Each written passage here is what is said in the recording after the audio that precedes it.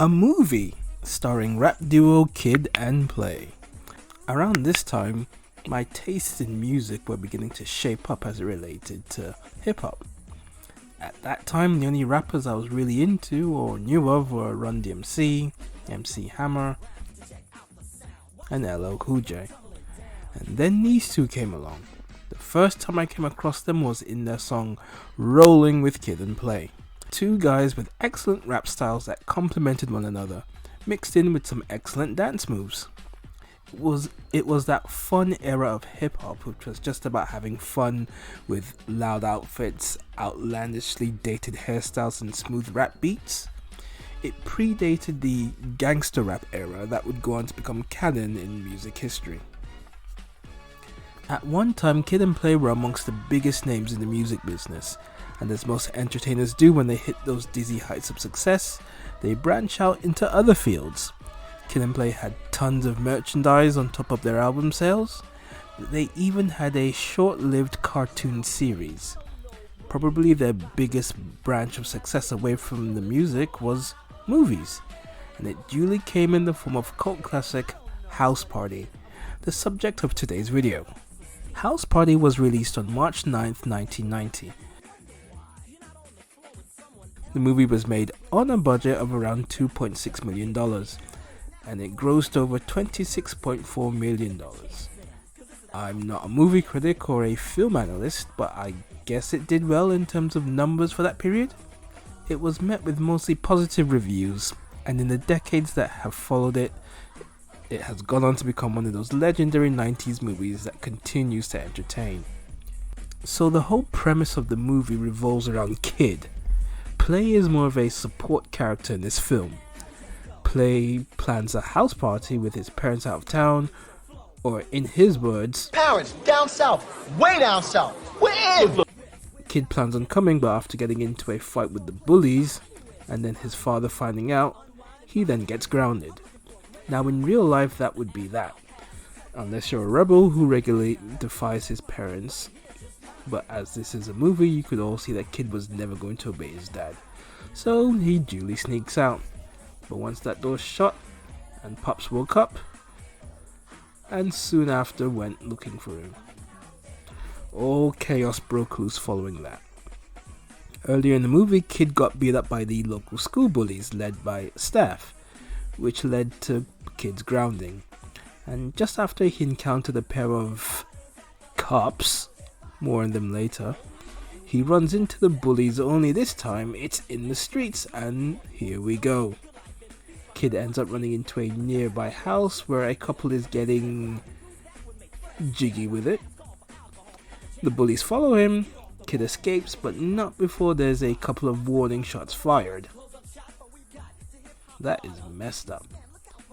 Kid ends up at a party for parents, and he ends up trying to entertain them before the bullies catch up to him. He tries to escape, but along with the bullies he ends up getting held by the cops. He then gets a reprieve as the cops are made to let him go, not before sending the bullies off into another direction. Kid finally manages to get to the party and start having some fun. He's trying to get on the mic and do some rapping, which Play has banned anyone but himself from doing. Kid also has his eyes on two girls, Sheree and Sydney. They've both made it clear that they are interested in Kid at the start of the movie, and here at the party things start to get interesting. Kid likes both, and he ends up having to choose. Kind of. After a lot of flirting with Sheree, it seems he's made his choice with her, but it becomes clear that it's Sydney who actually really likes him. Unlike Sheree, who was just looking for a good time, whether it's getting with Kid, or Play, or both. Sydney seems relegated to being second choice. Poor girl. Now, the teen love angst aside, there are a number of shenanigans that go on at the party. The bullies managed to show up, but they were prevented from getting in, and Kid had a very memorable, brilliant line. Hey, Stab, I'd really love to come out and play with you, but I'm a little busy right now with your girl on my lap. The bullies tried to burn up the house, but not before those cops showed up again. As a young kid, I'm quite happy the bad guys have been caught. But watching it back as an adult, however, when one of the cops suggests taking them someplace where no one can hear them scream, you can't help but get a little peeved. Cause no prizes for guessing what the cops did.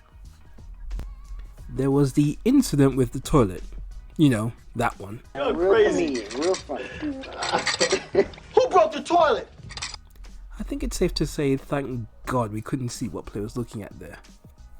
Ugh. There was the ongoing joke between DJ Bilal and Chill, always bumping into the table, and the two of them nearly come to blows. After an encounter with those cops had managed to make it to the party, but thanks to Sydney, however, Kid ends up dodging a bullet, for now. And here we see just how much Sydney is into Kid when she walks in on him and Sheree alone, feeling each other up. The movie goes on something of a musical interlude, starting with the big dance scene that sees the girls take on Kid and Play. This part of the movie has become canon in the world of urban movies, and really illustrated the fun and the charm the movie had. In my opinion, it's one of two personal highlights in the movie. The second one being the fantastic bat rattle between Kid and Play. I think it's obvious that Kid won this battle, hands down. The whole scene was a fun and excellent highlight. Wish I could play it, but due to copyright reasons, this is all you get. Coming to the final third of the movie, things begin to slowly unravel. One of Play's guests gets full on drunk, and along with Chill, they have to go drop him off at his home. The whole outcome was hilarious. Kid, after getting rejected by Sheree, ends up walking Sydney home, and they both end up liking each other, which leads to a fumble in the bedroom at Sydney's. But before things could go further, Sydney's folks show up, and it turns out they were at the grown-ups party that Kid was at earlier in the movie. How awkward would that have been if they had been caught? Whew. Kid has to flee, and the poor sap runs into his friends, the bullies, once again. And unfortunately this time he's run out of luck, and ends up in jail along with the bullies, as well as some other thugs who are interested in messing Kid up, but not in the usual beatdown way. Play, Bilal and the girls come to his rescue and make the bail, but not before Kid gets one last parting shot in. Suck my dick! He reunites with his friends, and they all say their goodbyes for the night. Plague has not much luck with Sheree, getting the door slammed in his face. But Kid, after his roller coaster of a night, ends up with a new girlfriend.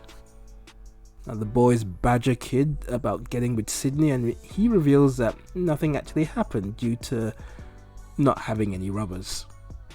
We've all been there, buddy. He finally sneaks back home, and just when he thinks his bad luck for the night is over, this happens. I wouldn't do that just yet, cause your ass is mine. No. On one final note in the movie, those cops.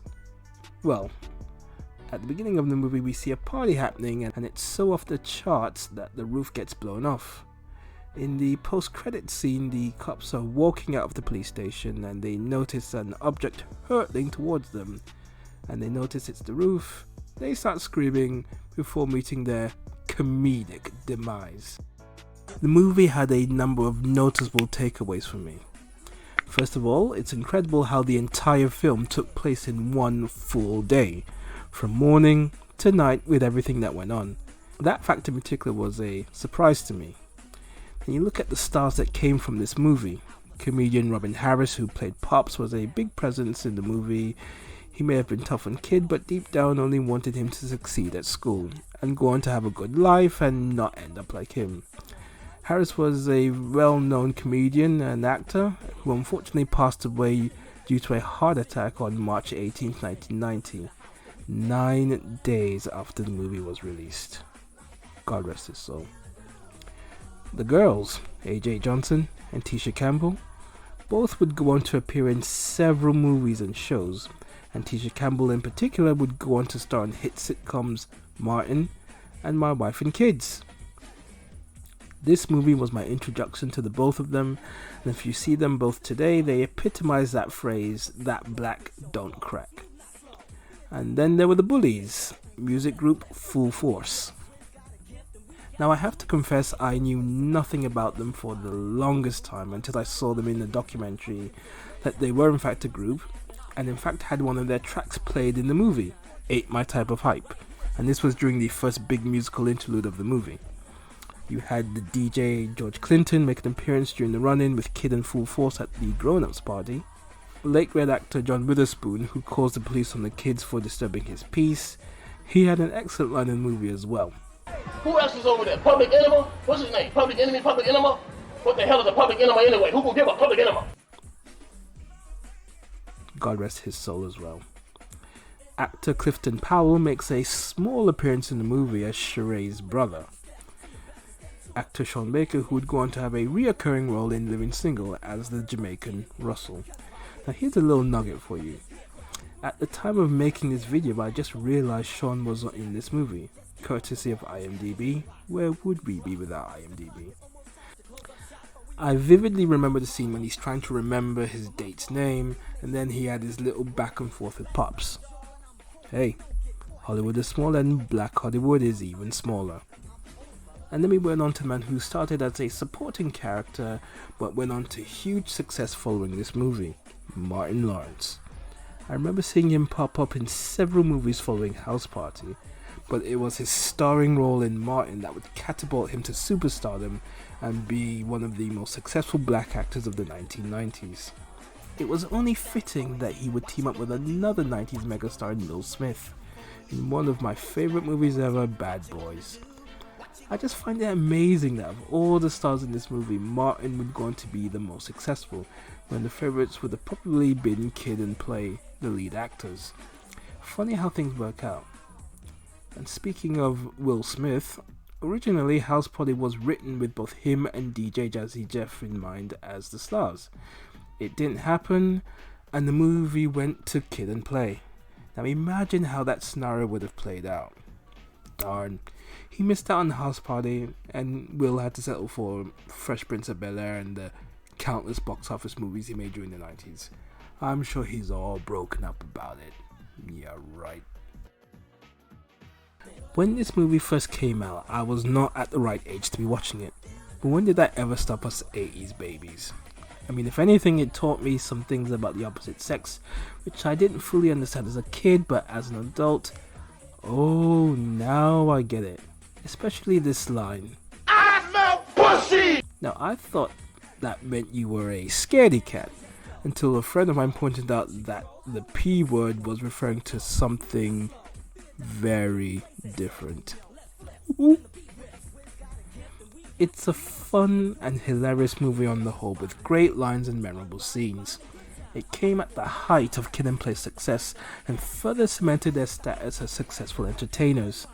It helped launch the careers of many up-and-coming young stars who I've already mentioned. It had excellent dance sequences, especially the scene with the dance-off with the boys and the girls. House Party would go on to span another 4 films which varied in terms of critical reception, but none of them would capture the magic and the success of the first film. Now, me personally, I lost interest after House Party 2. I didn't particularly enjoy the third movie, and the other 2 were straight to DVD releases, and I've never seen them, and I'm not really planning to either. But on the whole, House Party was a movie that was great for its time, and several decades later, it still continues to entertain audiences.